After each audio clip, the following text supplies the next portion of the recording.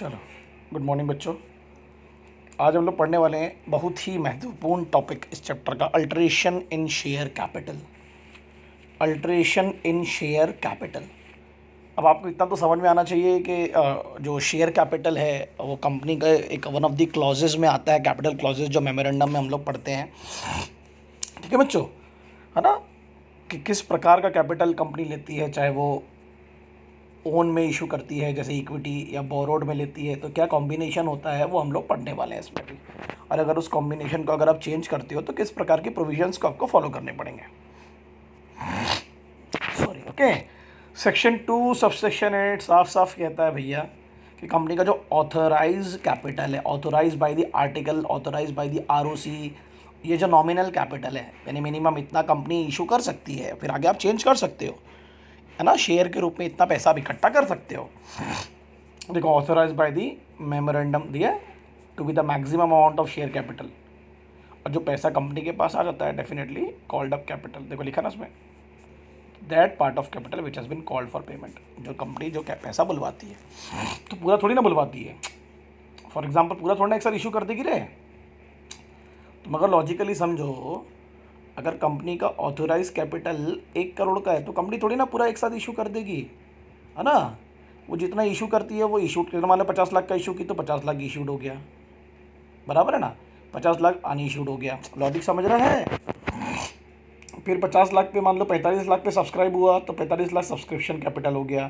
फिर 5 लाख बचे वो अनसब्सक्राइब कैपिटल हुआ। लॉजिक समझ रहे हैं ना। इस तरीके से पढ़ा भी जाता है। तो मान लो 45 लाख सब्सक्रिप्शन हो गया आपका, 5 लाख आपका अनसब्सक्राइब हो गया। लॉजिक समझा, है ना। फिर 45 लाख पे आपका क्या हुआ था, सब्सक्रिप्शन। अब जो अनसब्सक्राइब रहा उसको आप कैंसिल कर दो या छोड़ दो या रख लो, किसी और को दे देना बाद में, है ना। अब आपको फॉर एग्जांपल के तौर पर 45 लाख में से आपने कॉल्ड अप किया तो 40 लाख आपके पास आ गए। तो ये हो गया आपके पेड अप जो आपके पास आ चुका है। बराबर है कि नहीं बराबर है। और जो 5 लाख नहीं आया, है ना, या तो उसको आप एरियर्स में डाल दोगे कि भाई बुलाया था आया नहीं, या आपने बुलाया ही नहीं क्योंकि आपको ज़रूरत ही 40 लाख की थी, तो फिर वो काम में आ जाएगा रिजर्व कैपिटल में। यही तो पढ़ते हैं हम लोग, और क्या पढ़ते हैं, है ना। सो वही बस इसी को पढ़ाना है आगे अपने को, इसी तरीके से पढ़ना है। तो अल्ट्रेशन पढ़ लेते हैं एक बार, ये बड़ा इंपॉर्टेंट पोर्शन पढ़ाने वाला मैं आपको। Section 61 limited company having a share capital में alter its capital part of memorandum by passing. ध्यान रखना, जब आप कैपिटल क्लॉज को बढ़ाती हो ना, you have to just pass ordinary resolution because that is a normal thing to the company authorise. अगर आप कैपिटल क्लॉजेस को रिड्यूस कर रहे हो तो that is one of the concern, so then you have to pass the special resolution because reduction is more of a uncommon thing and increase in share capital is more of a common thing, तो you need ordinary resolution to that. ठीक है। अब ये थोड़ा मज़ेदार part आया। अब किस किस तरीके से आप इसको ध्यान रखना। सबसेक्शन 1 के क्लॉजेस पढ़ रहे हैं हम लोग, भूलना मत। 61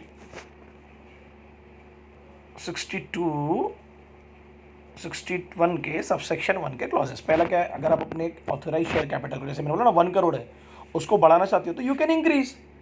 देखो लिखा ना, एज यू थिंक एक्सपीडियंट, जो आपके लिए लगता है कि एक ज़रूरी अमाउंट है। तो फॉर एग्जांपल आप बढ़ा रहे हो तो you have just passed an ordinary resolution. आपको सिर्फ ऑर्डिनरी रेजोल्यूशन लगेगा जनरल मीटिंग में because it is just a normal thing. ठीक है, 51% की सहमति, 50% से ऊपर का जो आपको ऑथराइजेशन लगेगा शेयर कैपिटल के लिए जनरल मीटिंग में शेयर होल्डर से। ठीक है, क्लियर है। अब ये इंटरेस्टिंग पार्ट आ गया भाई, जो मैं नेक्स्ट पढ़ाने वाला हूँ आप लोग। ये मज़ेदार पार्ट है, इसमें पढ़ने में मज़ा आएगा। क्या क्या कर सकते हो आप अपने शेयर कैपिटल के साथ, क्या क्या खेल सकते हो। ठीक है ना। बी क्या लिखा है, ध्यान से पढ़ेंगे।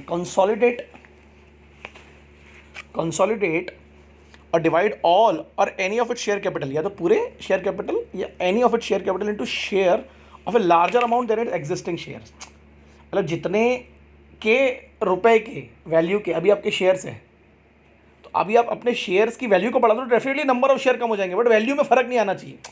लॉजिक समझा क्या, क्या बोला मैंने आपको। अब एक एग्जांपल के थ्रू समझाता हूँ आपको। एक फॉर एग्जांपल कंपनी का ऑथराइज शेयर कैपिटल कितना है, कंपनी के पास में मान लेते हैं 1,00,000 शेयर है। ठीक है, ₹10 ईच। एक शेयर कितने का, 10 रुपये का। हाँ बोलो ना यार प्लीज़, ऑथराइज शेयर कैपिटल कितना हो गया, 1,00,000 और फुल्ली पेड अप है सब, मतलब सबका पैसा आ चुका है कंपनी के पास। अब कंपनी को कंसोलिडेट करना, डिवाइड करना उसको छोटे अमाउंट में, है ना, बड़े अमाउंट में, सॉरी, है ना, ठीक है ना, ओके, लार्जर अमाउंट में। तो कैसा करोगे, तो आपने मान लो एक शेयर का 100 रुपये का कर दिया फॉर एग्जांपल, जो फेस वैल्यू है वो 100 रुपये होगी। तो नंबर ऑफ शेयर, क्योंकि देखो टोटल अमाउंट उतना ही होना चाहिए जो शेयर की वैल्यू है। अब नंबर ऑफ शेयर कितने हो जाएंगे, सोचो 10,000 होंगे कि नहीं होंगे। तो ये जस्ट कंसोलिडेट, आपने अपने शेयर्स को सब डिवाइड कर दिया लार्जर अमाउंट में, बट जो टोटल वैल्यू है वो तो उतनी रहेगी। अब इसको इंटू कर दो, इसको इंटू कर दो, वैल्यू सेम आने वाली। तो आप चाहते हो कि आपकी जो फेस वैल्यू है, पेड अप वैल्यू है, ईच शेयर वो बढ़ जाए, तो आप ऐसा कर सकते हैं कि जब एक बंदा शेयर खरीदे तो उसको वैल्यू ज़्यादा पे करनी पड़े, है ना, किया जा सकता है। आप नहीं चाहते होंगे ज़्यादा शेयर लोगों के पास जाए, है ना, 1 शेयर 1 वोट होता है, वोटिंग राइट्स होते हैं, कंट्रोल होता है, तो बहुत सारे रीज़न हो सकते हैं उसके पीछे, समझा। ओके, नेक्स्ट क्या है, सब डिवाइडेड, नहीं sorry, convert all any of its fully paid up shares into stock. अब ये तो आप लोगों को समझ में आना चाहिए कि आपके जो शेयर्स है वो स्टॉक में कन्वर्ट कर लो। आप 61 सबसेक्शन 1 क्लॉज सी, और reconvert that stock into fully paid up shares of any denomination. Clear है, समझा। जैसे 1 लाख शेयर है आपके फॉर एग्जांपल, ₹10 ईच। अब इसको स्टॉक में कन्वर्ट करना है तो 10 लाख का डायरेक्ट स्टॉक ही बना दो ना। 10 लाख की तो इसकी अमाउंट वैल्यू हुई, 10 लाख का पूरा एक स्टॉक बना दो। अब लोग स्टॉक्स खरीदेंगे, स्टॉक्स का मतलब होता है बंडल ऑफ शेयर्स खरीदेंगे। इट्स लाइक जैसे मैंने 1000 शेयर खरीदा, है ना, अब जितने का भी होगा वो आप हिसाब लगा लीजिए ₹10 के हिसाब से, तो मुझे बंडल में दिया जाएगा। आप इंडिविजुअल शेयर्स नहीं खरीद सकते हम, तो जैसे छोटे अमाउंट होते हैं। और स्टॉक कितना होगा मिनिमम शेयर्स का, ये भी कंपनी डिसाइड करेगी। तो कंपनी ने डिसाइड कर ली एक स्टॉक 1000 शेयर का होगा, तो कम से कम मुझे 1000 शेयर तो खरीदने पड़ेंगे अगर कंपनी में शेयर इन्वेस्टमेंट करना है, एक स्टॉक, है ना। इवन कंपनी ये भी डिसाइड करती है कि आप कितने स्टॉक में शेयर्स बेचेंगे, समझे। जैसे कंपनी ने बोली भैया 500 रुपये का एक मिनिमम स्टॉक बेच सकते हो, तो ये भी चीज़ें हैं। ओके, ठीक है। तो कितने, एक स्टॉक में कितने शेयर्स आएंगे, है ना, मिनिमम कितना आप ट्रांसफ़र करोगे स्टॉक को, सब कंपनी डिसाइड करती है, ध्यान रखना इस बात को, ठीक है। और ये नॉर्मली क्वालिफाइड इंस्टीट्यूशनल बायर्स खरीदते हैं स्टॉक में शेयर्स। आप उसको रिकन्वर्ट भी कर सकते हो फिर दोबारा शेयर्स में। 4th पॉइंट मेरा फेवरेट है, सब डिवाइडेड इनटू इट्स शेयर्स। अपने शेयर को सब डिवाइड करो और एनी ऑफ देम, अब पूरा शेयर कैपिटल थोड़ा ना आप करोगे, तो इसलिए वो बार बार और लिख रहा है, ये कुछ शेयर्स को into smaller amount than it fix by the, जो मेमोरेंडम ने जैसे फिक्स किया था कि एक शेयर 10 रुपये का होगा, तो उससे कम का अमाउंट एक डिसाइड करो आप। However that in the subdivision the proportion between the amount paid up and the amount unpaid, मतलब जितना पैसा मिलने वाला है पेड अप के रूप में और जितना पैसा आपको नहीं मिलने वाला, उसका डिफरेंस सेम होना चाहिए। देखो लिखा ना, शैल बी द सेम। जितना पहले वाले पेड अप और अनपेड में था, मैं आपको एग्जांपल के थ्रू समझाता हूँ, मज़ा आएगा, बहुत मज़ा आएगा। मान लो मेमोरेंडम ने आपकी 1 लाख शेयर थे आपके, ठीक है, 1 लाख शेयर थे मेरे भाई, उसकी कीमत 10 रुपये का एक, सही है, फुल्ली पेड अप शेयर्स, उतना पे करना पड़ेगा, ठीक है। बट कंपनी ने पेड अप वैल्यू निकाल दी उसकी ₹5 कि एक शेयर खरीदने के लिए आपको 5 रुपये पे करने की ज़रूरत है। यानी 10 रुपये का शेयर कंपनी 5 रुपये में पेड अप पे बेच रही थी, यानी 5 रुपये पे कर दिए मतलब पेड अप मान लिया जाएगा, ठीक है। कंपनी बेचती है ना, डिस्काउंट पे इशू करती है, जब मार्केट डाउन होता है तो वैसा करती है। तो मतलब 10 रुपये के शेयर को हमने पेड अप वैल्यू में कितना कन्वर्ट कर लिया कि 5 रुपये भी दोगे तो it is as paid up value. कितने का डिफरेंस हुआ, 50% का। अब मान लो स्मॉलर में करना है ना, वहाँ लिखा ना स्मॉलर, सब डिवाइडेड इनटू स्मॉलर अमाउंट। अब मैंने अपने इन शेयर्स को एक शेयर कर दिया 1 रुपये का, 10 रुपये का था ना, वहाँ 1 रुपये का कर दिया। कितने शेयर हो गए होंगे 1 लाख से, यहाँ पर जल्दी सोचो, 10 लाख हो गए होंगे ना। अब बोल रहा जितना पेड वैल्यू है, लॉजिक समझा, और जितनी अनपेड वैल्यू होने वाली है उसका जो डिफरेंस है वो सेम होना चाहिए। तो यहाँ पर देखो, एक शेयर कितने का रखा हूँ मैंने अमाउंट, 1 रुपये का। कितने में पेड अप वैल्यू कितनी एज्यूम कर रहा हूँ मैं, 50% कम, या जैसे यहाँ 10 का था तो 5, तो कितना आ जाएगा 0.5। लॉजिक समझा, पेड अप हो गया तो डिफरेंस सेम ही हुआ ना, 50%, यहाँ पर भी 50% था।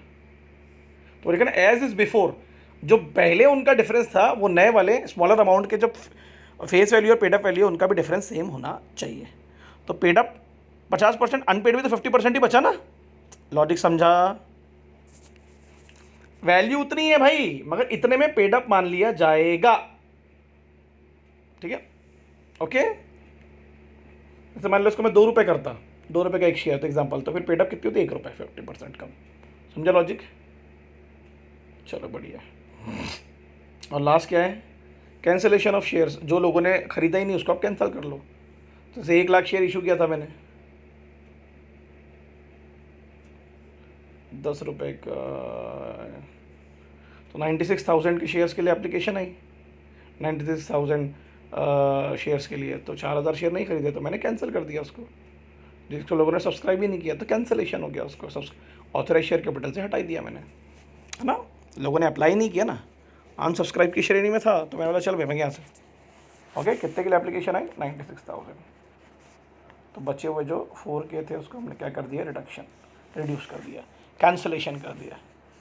ओके, समझा? इस पर क्वेश्चन आ सकता है। मैं रिक्वेस्ट कर रहा हूँ उसको ध्यान से पढ़ना, जो एग्जाम्पल दिया उसका फोकस रखना। A company shall within 30 days of it share have been consolidated. जब भी आप कंसोलिडेट करोगे, ये जो 5 चीज़ें आपने ऊपर पढ़ी है ना, पढ़ी कि नहीं पढ़े मेरे भाई, बोलो ना। जैसी आपने 5 चीज़ें पढ़ी है ना, जैसे आपने कन्वर्ट की, सब डिवाइडेड की, रिडीम की, कैंसिल की कि नहीं, 5 चीज़ें की है ना आपने, स्टॉक कन्वर्जन किया, तो जब भी ये करोगे उसके 30 दिन के अंदर चुपचाप से किसको बताती नहीं क्या? अपने बड़े पापा को, क्योंकि अल्टर करोगे मेमोरेंडम को। OR ऑर्डिनरी रेजोल्यूशन पास करोगे कौन से सेक्शन में? 64, भूलना मत। ये 5 64 सेक्शन में आपको ये 30 डेज वाला रूल है। ठीक है, अरे समझा क्या भाई? तुला समझला बाबा? अब आ गया राइट इशू। बड़ा आसान है यार राइट इशू। राइट इशू कहता है, प्रेफरेंशियल अलॉटमेंट भी कहते हैं इसको, सेक्शन 62। बड़ा मज़ेदार टॉपिक है कि कंपनी जब नए शेयर इशू करती है दोबारा से, अगर एक बार ऑलरेडी कर चुकी है तो लोग खरीद चुके हैं, अब कंपनी को दोबारा से अगर शेयर इशू करना है, अलॉट करना है, तो कंपनी सोचती है क्यों ना मैं अपने एग्जिस्टिंग शेयर होल्डर को इशू कर दूँ, रेदर देन नए ओनर बनाऊँ। क्यों मैं अपने डाइल्यूशन ऑफ ओनरशिप करूँ, क्यों ओनरशिप को डिवाइड करूँ। जो है शेयर होल्डर, उन्हीं को एग्जिस्टिंग शेयर देके उनकी ओनरशिप को मजबूत करते हैं ना, उनको कॉन्फिडेंस देते हैं कंपनी के प्रति। तो बस यही पढ़ना है अपने को। इसको प्रीएम्प्टिव भी कहते हैं। प्रीएम्प्टिव का मतलब होता है बिफोर एनीवन एल्स। मतलब कंपनी उन एग्जिस्टिंग शेयर होल्डर को कहती है यू आर माई बे, तो हमारे बे हो, बिफोर एनीवन एल्स। हम बाहर वाले से पहले तुम्हें प्रेफर कर रहे हैं, तुमको शेयर खरीदना पड़ेगा। यानी कंपल्शन नहीं है, but it is more like an offer. ठीक है, अभी कितना सारा कर लिया यार मैंने, क्या कर लिया। चलो इधर आ जाए। So in a company offered to the company existing shareholder, it is a non dilutive. मतलब ओनरशिप कहाँ डाइल्यूट हो रही है? सिर्फ जो एग्जिस्टिंग शेयर होल्डर थे उन्हीं की ओनरशिप मजबूत हो रही है ना। अब एक रेशियो डिसाइड होता है, जैसे 1:8 का रेशियो डिसाइड किया, तो मतलब हर 8 शेयर पे 1 शेयर एक्स्ट्रा मिलेगा आपको, और मार्केट प्राइस से कम में। तभी तो खरीदेंगे वो, एंकरेज करने के लिए सब्सक्रिप्शन को। पब्लिक कंपनी तो बहुत तरीके से शेयर इशू करती है। पब्लिक इशू, राइट इशू, फोकट के issue, according to as per the provisions of the act.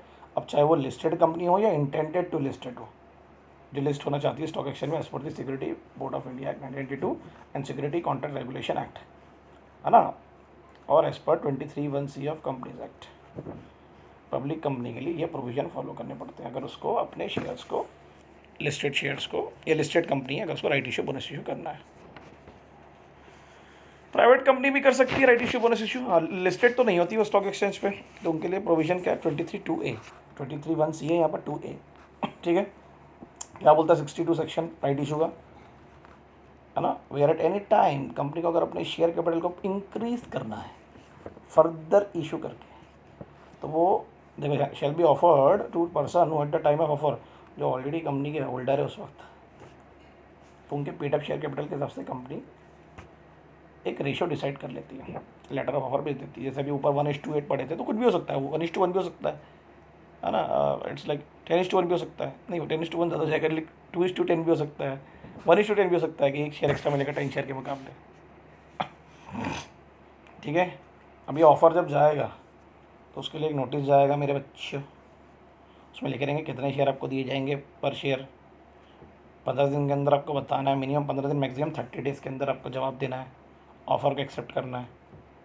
और अगर आप एक्सेप्ट नहीं करोगे तो हम मान लेंगे डिक्लाइन, है ना। मतलब उनके पास में एक राइट होता है, इसको बोलते हैं right of renunciation, cancellation. You can't force them, they can reject, Even they can transfer the shares to their legal heirs or legal representative if allowed by the company. ठीक है. In case of private company, ध्यान देना, 90% of the members of a private company अगर अपनी consent देते हैं writing में या इलेक्ट्रॉनिक मोड के थ्रू, है ना, the period lesser than those specified in the sub clause 2, ये जो ऊपर पढ़े ना अपने सब क्लॉज, शेल अप्लाई. ठीक है, यही जो टाइम पीरियड है 15 से 30 दिन का, इन पे भी अप्लीकेबल हो जाएगा. ठीक है, ये उससे कम टाइम में मिल सकता है. लेजर बोल रहे हैं ना, जैसे उनको 15 से 30 मिला तो हो सकता है उनको 15 दिन ही मिले. प्राइवेट कंपनी के मेंबर्स की बात कर रहे हैं हम लोग, एक्सेप्ट करने के लिए राइट इशू. जब तक आर्टिकल में लिखा नहीं होगा भाई राइट इशू आप नहीं कर सकते, unless the article of the company other provide the offer aforesaid shall be deemed to include a right exercise by the company person. है ना, नॉर्मली उनके पास में ये राइट होता ही होता है, कैंसलेशन ऑफ शेयर्स, तो उनको फोर्स नहीं कर सकते. ठीक है, याद रखना. तो आर्टिकल में अगर लिख दोगे कि राइट टू रिनाउंस नहीं है तो बात अलग है, नहीं तो वो राइट उनको रहता ही रहता है. And if you want to change the article then you have to add this. ठीक है, अब after the expiry of the time notice में क्या था, 15-30, मिनिमम 15, मैक्सिमम 30. ठीक है ना, तो आप देखो लिखा ना उसमें, after the expiration of the time specified the notice aforesaid or on receipt of earlier intimation, पहले सामने वाले ने बोल दिया या तो 30 दिन खत्म होने के बाद या 30 दिन खत्म होने के पहले कि मैं नहीं एक्सेप्ट करना चाहता. सो बीओडी क्या करेगी फिर, जो नहीं एक्सेप्ट कर रहे उसको डिस्पोज करके बेचेगी. क्लियर है कि नहीं क्लियर है. In such manner which is not डिसएडव, इस तरीके से बेचना, दुश्मनी निकालने के लिए मत बेचना कि उन्होंने मना कर दिया कि उनको फ़र्क ना पड़े, मतलब उनके राइट्स अफेक्ट ना हो, है ना. इसको सेल कर दो जो नहीं लेना चाह रहे हैं वो लोग. कब, आफ्टर 30 डेज. प्राइवेट कंपनी के मिनिमम डेज हो सकते हैं उससे भी कम. ठीक है, एम्प्लॉयज़ ऑप्शन स्कीम तो मैंने आपको बढ़ा दिया हूँ, इसके लिए तो स्पेशल रेजोल्यूशन लगता है. इनको भी करंट प्राइस से डिस्काउंट में मिलता है. कैश में मिलेगा तो एम्प्लॉय स्टॉक ऑप्शन स्कीम है.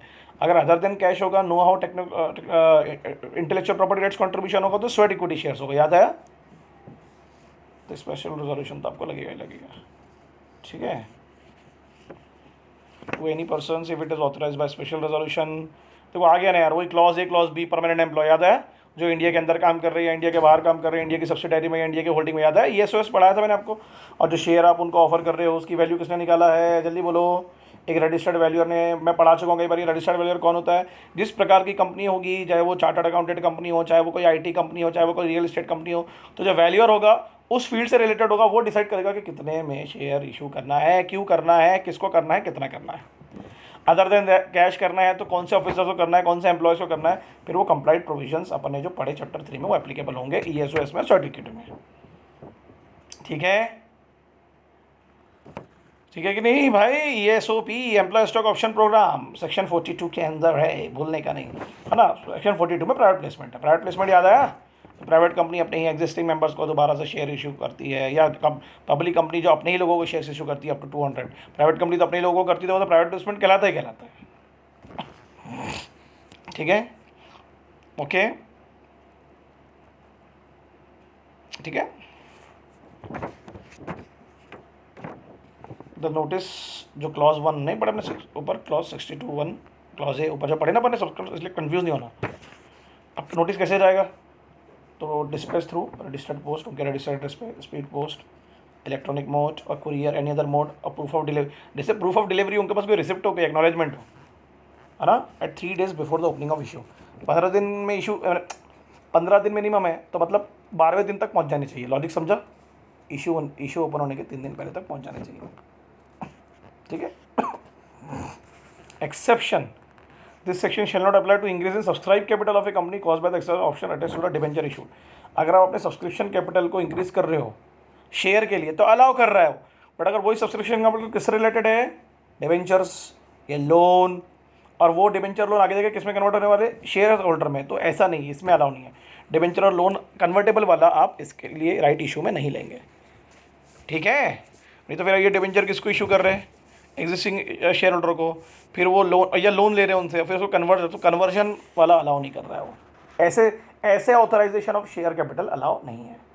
यानी ये सेक्शन ऊपर वाला उस पर एप्लीकेबल नहीं होगा, उसके लिए नए रूल्स बनाए जाएंगे. ठीक है, पहले तो वो डेब्ट कैपिटल हो गया, फिर वो कन्वर्ट होगा काय में, फिर वो कन्वर्ट होगा तो हो सकता है राइट्स कम मिले, रेशो प्रपोर्शन कम हो, जैसे अभी ऊपर ने 1:8 पढ़े, तो वो कुछ और भी हो सकता है ना, वो 1:20 भी हो सकता है कन्वर्ट के बाद में.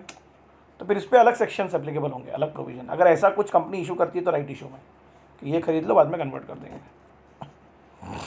या वो अपने डिबेंचर होल्डर को इशू कर रही है, क्रेडिटर को, ये भी हो सकता है ना, कि तुमको बाद में इक्विटी में कन्वर्ट हो जाएगा, एक राइट इश्यू ऐसे भी हो सकता है। तो उसके लिए दूसरे प्रोविजन हो गए, दूसरे सेक्शन हो गए, ठीक है। देखो लिखा भी उसमें, फिर आपको स्पेशल रेजोल्यूशन पास करना पड़ेगा। कन्वर्जन हो रहा है ना भाई, ओनरशिप डाइल्यूट होगी, तो यानी you are just making your creditors and debenture holders the owners and the right issue, तो you have to ask from the shareholder passing a special resolution, ठीक है। देखो लिखा ना यहाँ पर, अगर कन्वर्जन कर रहे हो आप, और देखो where any debenture have been issued or loan has been obtain from any government, अगर गवर्नमेंट से हमको कोई डिबेंचर मिला है, गवर्नमेंट ने हमारी कंपनी में डिबेंचर खरीदी है या लोन लगाई है ना, और if the government consider it necessary public interest के लिए कि ऑर्डर करती हो कंपनी को कि उस लोन और डिबेंचर को तुम कन्वर्ट करो काय में, शेयर्स में, तो sir terms and conditions as appear to the government to be reasonable in the circumstances of the case, if the terms of issue of such debenture or raising of such loan do not include a term for providing for an option of such conversion। Simple thought है। देखो बड़े बड़े paragraph पढ़ के डरते हो ना तुम लोग, अभी सब पढ़ो।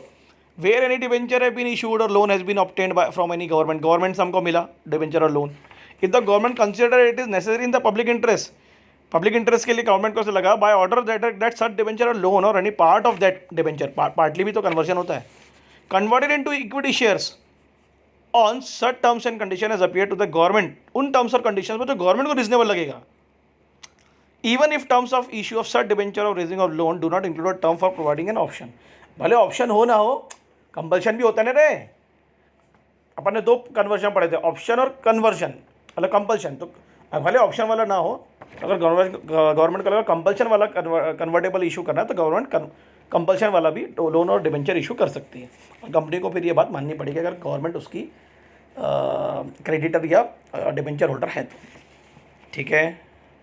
गवर्नमेंट कंपनी में नॉर्मली ऐसा होता है, गवर्नमेंट से पैसा लोगे तो गवर्नमेंट की तो सुननी पड़ेगी, फिर गवर्नमेंट कंपनी पब्लिक कंपनी में ऐसा होता है, इसका ध्यान रखना।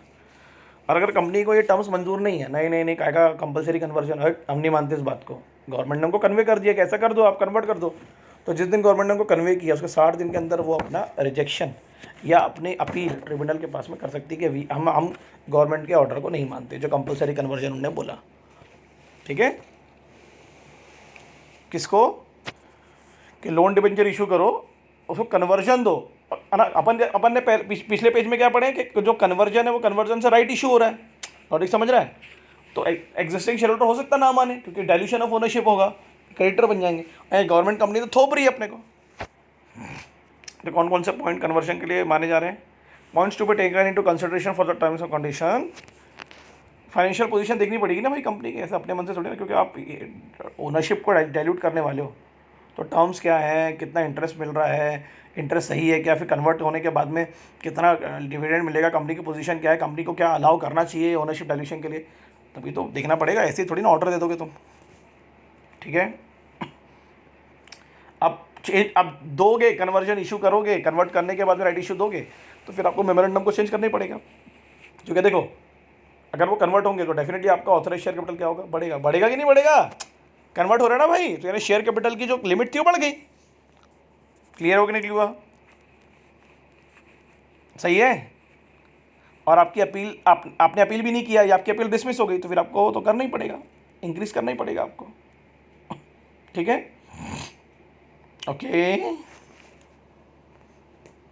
हाँ, मगर अब इसमें कंपनी डिसाइड कर सकती है कि क्या वैल्यू रखनी है। जैसे वो डिबेंचर जो कन्वर्ट हो रहे तो हो सकता है उनके लिए भाई तुम 10:1 मैं तुमको डट डिबेंचर पे की इक्विटी दूंगा, ये वो सब डिसाइड कर सकते हैं। वैल्यू सेम हो सकती है, मतलब एक शेयर होल्डर की वैल्यू बढ़ा सकते हैं वो, मगर ऐसे सब डिवीजन कर सकती है कंपनी। इतना अधिकार कंपनी को होना चाहिए, ठीक है। ओके, यहाँ लिखा है ना, listed company at Bombay stock exchange intend to offer its new security non members. ये नॉन मेंबर्स ही तो हुए वाले लोन और डिबेंचर वाले। So all the existing members of the company were against the same point on the validity of same. Existing members oppose कर रहे हो उस चीज़ का, तो फिर ये सब एप्लीकेबल होगा जो बनने ऊपर पड़े अभी, है ना। अगर ये पूरे प्रोविजन माने गए 62 के 1A उसका 3rd BC, तो वैलिड माना जाएगा, जो गवर्नमेंट वाला पन्ने ऊपर अभी पड़े, ठीक है, ट्रिब्यूनल वाला पूरा। तो आप बोलोगे भले आप अगेंस्ट भी रहो, बट अगर आप पूरे प्रोविजन फॉलो कर रहे हो गवर्नमेंट के कहने पर, और गवर्नमेंट भी प्रोविजन के हिसाब से अगर आपको अलाउ कर रही है कि इशू करो फिर उसको कन्वर्ट कर देना, तो अलाउ किए जाएंगे, ठीक है। क्वेश्चन आ सकता है इसमें, भूलना मत। बोनस इशू तो आपको पता होना चाहिए, कंपनी जब एग्जिस्टिंग शेयर होल्डर को फुल्ली पेड अप शेयर्स फोकट में शेयर ऑफर करती है। 1:3 का मतलब समझा आपको, 1 एक्स्ट्रा मिलेगा 3 पे। सेक्शन 63 है, भूलने का नहीं है, फुल्ली पेड अप शेयर्स होते हैं, एग्जिस्टिंग मेंबर्स को देते हो, ठीक है। कहाँ से दोगे? अब फिर फोकट में शेयर दे रहे हो तो डेफिनेटली पैसा तो पे करोगे डिविडेंड का, तो कहीं से तो पे करोगे। तो कहाँ से पे करोगे? Free reserves, security premium account और कैपिटल रिडम्पशन रिजर्व। याद आया? ये सब पहले पढ़े अपन ने, CRR, security premium account, free reserve, ये आपके सोर्सेस हैं बोनस, और ये सब पढ़ा हुआ है अपना, ठीक है। अगर आपने ये नहीं बनाया है, नो इश्यू, देखो लिखा है no issue of bonus share shall be made by capital reserve created by revaluation of assets. जब तक कि आप अपनी एसेट्स का रिवैल्यूएशन ना कर लो, यानी अगर आपके पास में इनफ एसेट्स है या आपको पता चला आपका एसेट्स के लिए पैसे कम पड़ रहे हैं, तो फिर बोनस इशू मत करो, पहले रिवैल्यूएट कर लो। आपके पास इनफ एसेट्स है, आपकी फाइनेंशियल पोजीशन स्ट्रांग है ना, आपको किसी को पे नहीं करना है, कोई लाइबिलिटी नहीं है, देन रिजर्व्स में पैसा डालो और फिर बोनस इशू करो, ठीक है। समझ में आया? नॉट फ्रॉम रिवैल्यूएशन रिजर्व, पहले रिवैल्यूएट करो, एसेट्स की वैल्यू देख लो, एंड देन फिर उसके बाद में आपको बोनस इशू कर सकते हैं। बहुत चिल्लर प्रोविजन है, आर्टिकल में लिखा होना चाहिए। बोर्ड रिकमेंड करेगा, जनरल मीटिंग में आपके शेयर होल्डर उसको अप्रूव करेंगे, क्योंकि वो तो अपने आप को ही दे रहे बोनस। बट कंपनी कब का बोनस इशू नहीं कर सकती अगर उसने डिफ़ॉल्ट नहीं किया है किसी इंटरेस्ट। सिंपल है, अगर कंपनी ने प्रेफरेंस शेयर के पैसे नहीं डुबाए, उनका डिविडेंड नहीं डुबाया, डिवेंचर के पैसे नहीं डुबाया, उनका इंटरेस्ट नहीं डुबाया, कोई डेब्ट सिक्योरिटी के इंटरेस्ट नहीं डुबाया, कोई प्रिंसिपल अमाउंट नहीं डुबाया, तो कंपनी बोनस इशू कर सकती है। लिखा ना उसमें, कोई स्टेटरी ड्यूज़ नहीं डुबाया आपने, देखो ना, जैसे कि एम्प्लॉय को पैसा देते हैं ना अपन, PF में पैसा ट्रांसफ़र करना, ग्रेट्युटी बोनस समय से पहले अगर रिटायर्ड हो गया तो, है ना, ये एम्प्लॉय के पहले इनको दो, ये जब देके हो जाएगा तब बोनस इशू करना, और हमेशा फुल्ली पेड अप होना, ठीक है, ओके। और हाँ, ऐसा बेवकूफ़ नहीं बनाना अपने इक्विटी शेयर होल्डर को कि इस बार ना तुम बोनस ले लो, डिविडेंड मत लो। नहीं नहीं नहीं नहीं नहीं, you can not issue bonus in leave of dividend. Dividend के बदले नहीं, ये भी दो और ये भी दो, दोनों दो, ठीक है, समझा? अपने आर्टिकल को चेंज, प्रोविजन होना चाहिए आर्टिकल में, ओके। सही है कि नहीं सही भाई? तो you are not issuing capital, you are issuing shares, ये याद रखना। उसका पैसा जो दोगे तुम डिविडेंड का, वो रिजर्व से दोगे। ये एक पढ़ लेते, बड़ा इंपॉर्टेंट लग रहा है, 23(5). It is permissible for a company to capitalise its profit और रिजर्व। अब रिजर्व का यूज़ ही कर रही है ना कंपनी, और शेयर देगी, फोकट के शेयर देगी तो क्या होगा? रीयूटिलाइजेशन ऑफ प्रॉफिट, डिविडेंड देगी उसमें से, रिजर्व में से, तो कंपनी को बेनिफिट मिलेगा, मार्केट वैल्यू बढ़ेगी शेयर्स की, बढ़ेगी कि नहीं बढ़ेगी भाई? ठीक है। अब फुल्ली पेड अप शेयर्स वालों को ही देना है, ये याद रखना आपको, ओके, किसी और को नहीं।